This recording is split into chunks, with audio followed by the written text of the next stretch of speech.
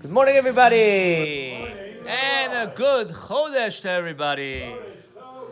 Okay, this week's parsha is Korach. The parsha starts off, Vayikach Korach. Korach took. Rashi says, Vayikach Korach lokach as atzmo. He took himself to one side. He chose teams and he created a whole machloikis, a whole division, because he wanted to gain a certain position.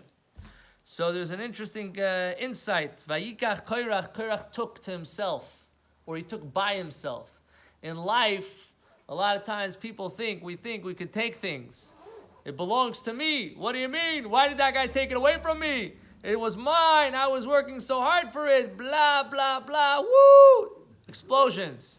So the first thing we have to know is nobody's taking anything. And no one's taking anything away from you. If it's yours, it's yours. If it's not yours, then no one took it from you.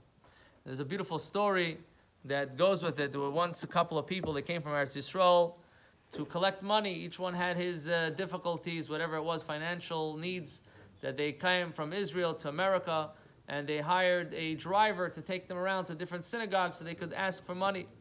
One guy, there was a big knacker macher, and he decided he's owning the whole situation. So he tells the other guys, listen, I go into the synagogue first, I make my rounds first, and then you could come in.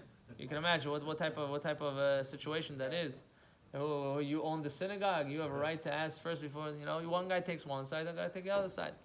Anyway, the second guy said, I'm not going to fight with him. And his second guy was collecting for something very important. And so he gave in.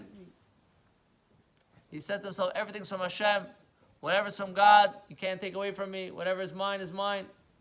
Okay? He goes into the synagogue. The first guy makes his rounds, and then the second guy goes in. Second guy goes in. He meets one guy. One guy gives him a check, like big numbers. So came back out, and basically these are Israelis, so they asked the driver to help them cash the checks, whatever the situation was. So this driver, he knows who's who in the synagogues. He sees this guy wrote him a check. This guy is not a guy that writes big money. What's the deal here?